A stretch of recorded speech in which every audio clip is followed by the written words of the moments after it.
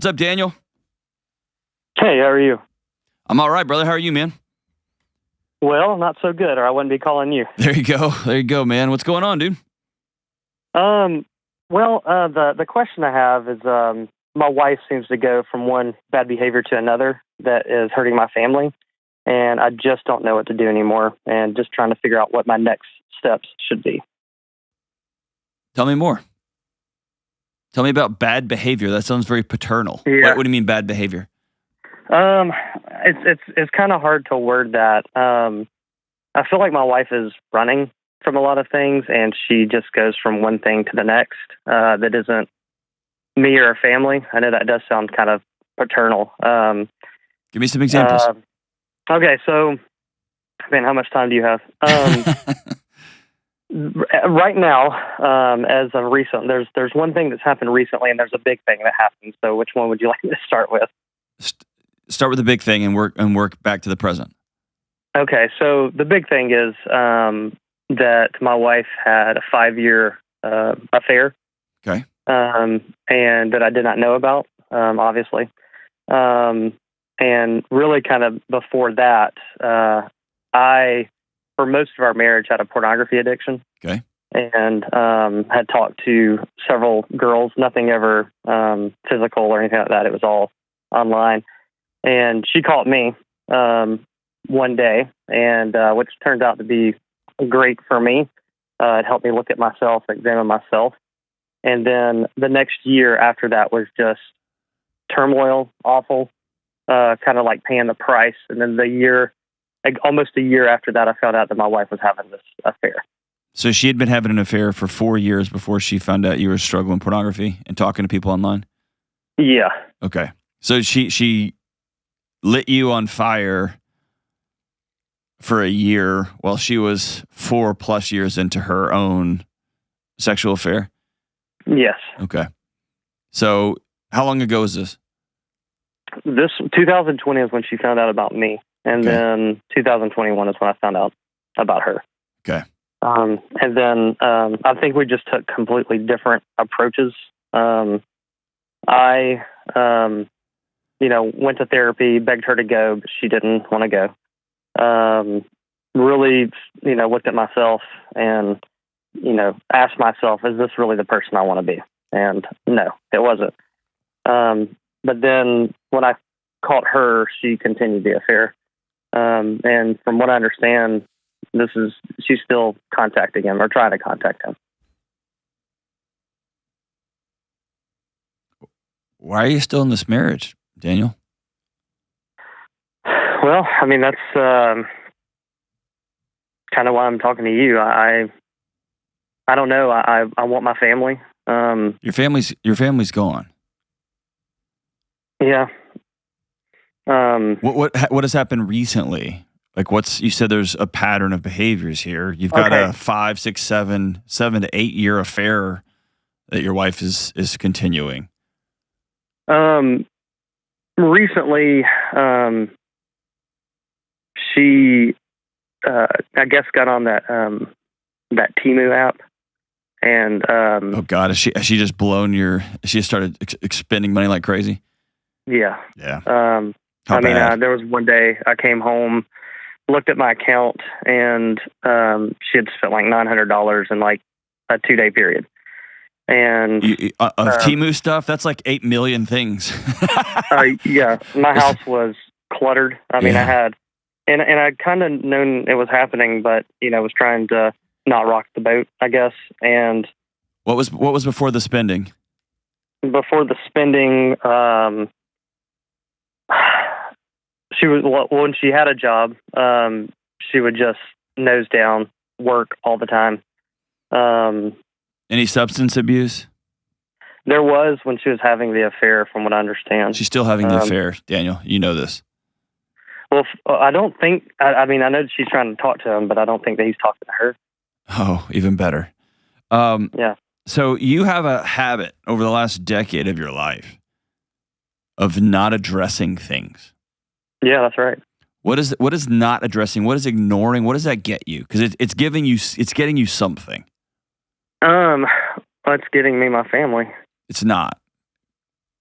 It's got to be giving you something else because your family doesn't exist as you think it does, as you fantasize that it does. Yeah. I don't know. I mean, I guess why are you? What about your physiology? Like, why does conflict scare you? Let me ask you just straight up. Why does conflict scare you?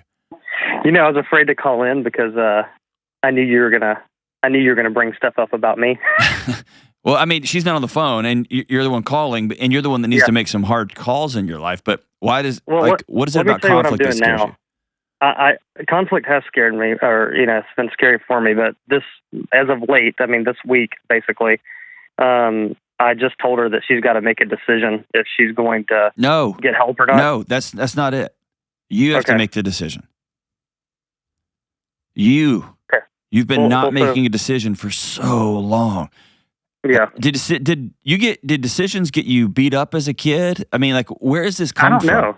I really don't know.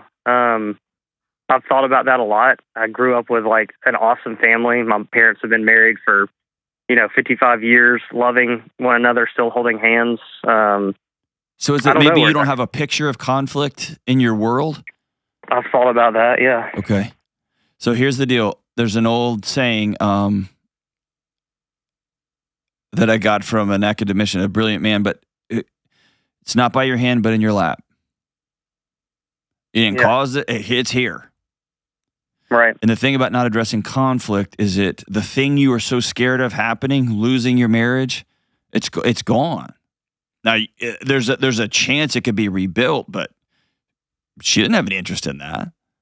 Well, I've asked her to kind of think about that this week. I separated from her for a 10-day period to try to give her time to... It's not her time. It's yours. Right.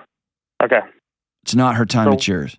Because here's what's going to happen. If I want to try to save the marriage? You have to be so crystal clear. I feel like I've done that. With a specific list of behaviors, you will be on a budget. You will not contact this other person, which means you have to get rid of your cell phone for a while. You have to stop yelling at the kids. You've got to stop. Like, you see what I'm saying? Like, this is what has to happen in my home for me to continue being married to you. You've heard me say this on the show a million times. Behavior is a language. She's been telling you for a decade, I don't want to be married to you. She'll take your money and she'll take your life that you give her. It's pretty conflict-free. Yeah, I guess anytime I even bring up stuff like that, she tells me that I'm controlling. The gas lights burn brightly at Daniel's house.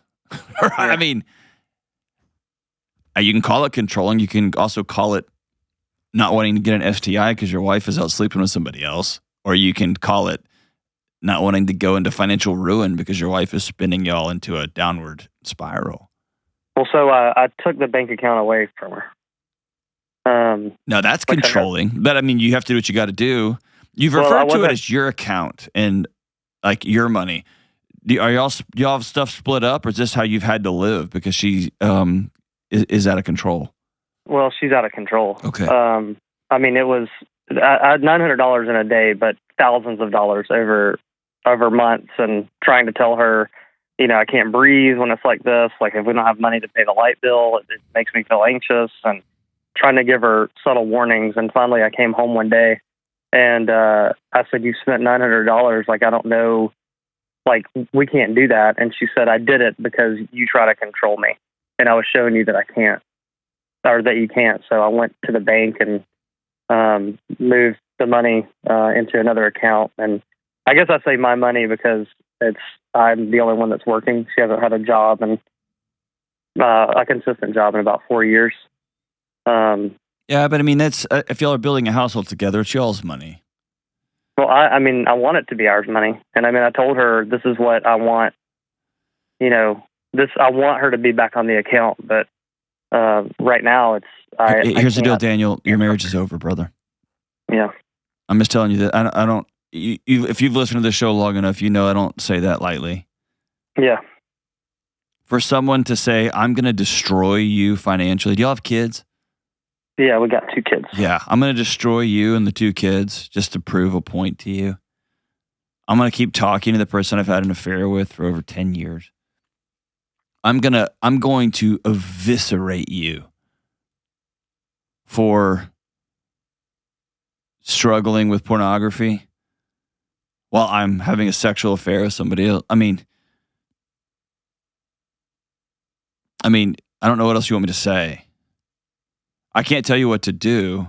I can tell you asking her to make a choice is just taking your dignity and your respect and putting it on the table and say, do what you will with this.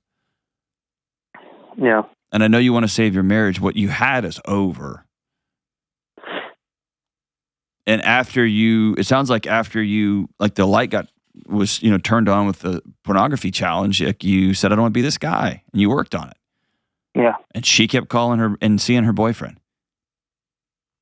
And after you've had some pretty steady improvements in your life and trying to make yourself the kind of person that's worthy of being married and worthy of the greatest title in the world, which is dad,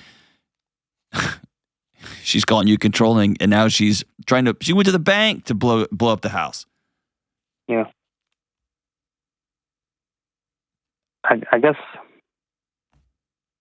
I mean, I hear what you're saying. Why can't it sink in? Like, there seems to be a block of you entering into reality.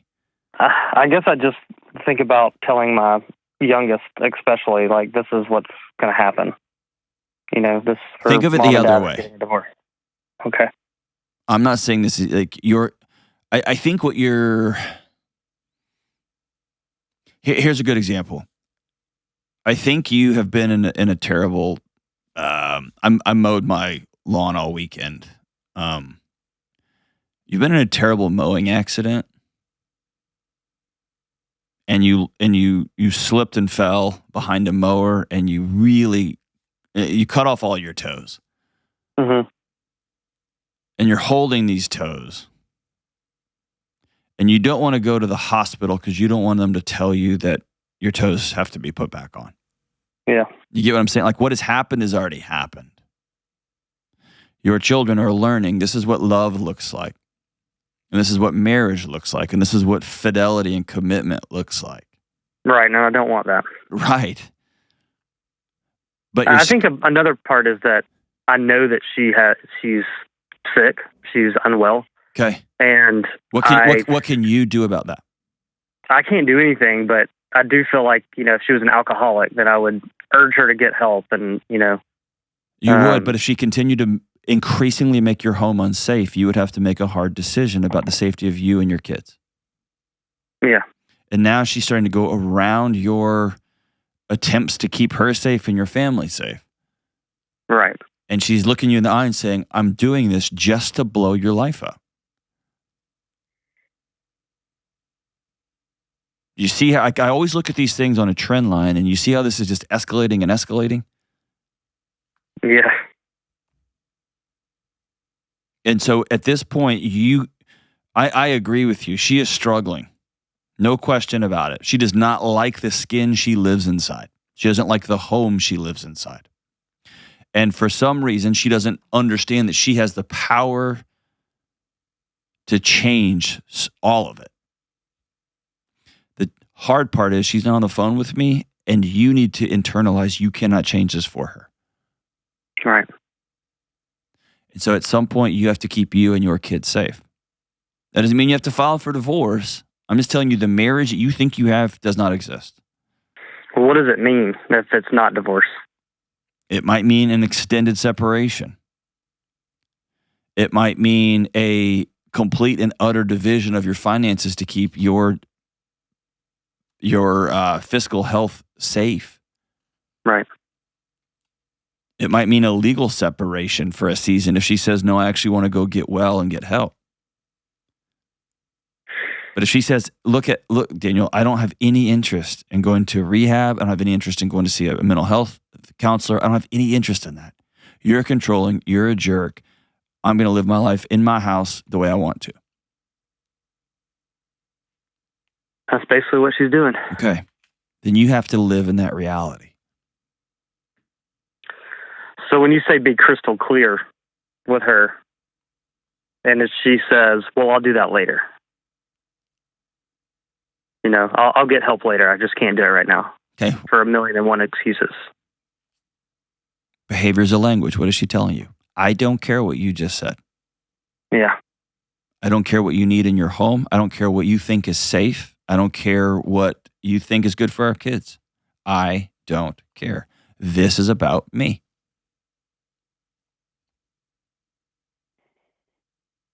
Wow.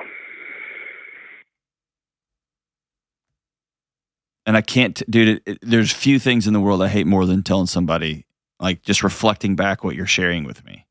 Right. And for some reason, like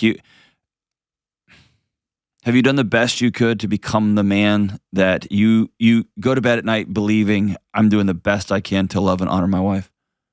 Yeah, I have.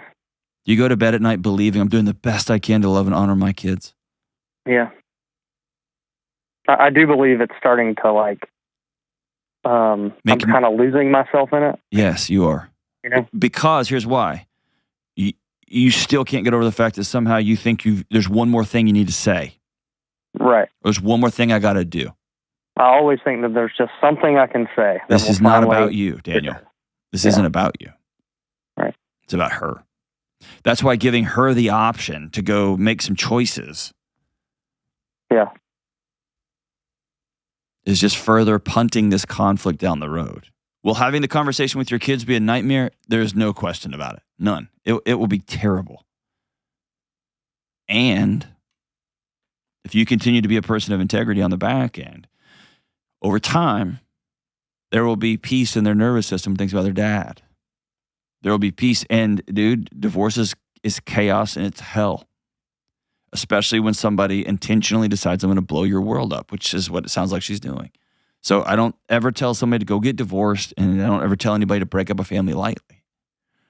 But what I will do is shine a light and say, your family is already broken up. You have one of the co-partners of this marriage actively trying to destroy it. And at some point, you have to say, okay, I've got to protect me and my children. Whether it's physical violence, whether it's emotional violence, whether it is sexual and financial infidelity, whatever it may be. I would sit down with the counselor and I'd probably go talk to an attorney and ask, okay, what does this look like in the state I live in? And I would sit down with my wife and say, here's what happens next. Here's very specific what this world needs to look like for the kids, for our marriage that you want to build. The marriage we had is over. Do you want to build something new? And if not, I need you to say that out loud so that we can begin to make different decisions. I'm heartbroken, brother. Call me anytime, man. Call me anytime. I wish you guys the best. I hope she turns around and comes back and says, I'm so sorry.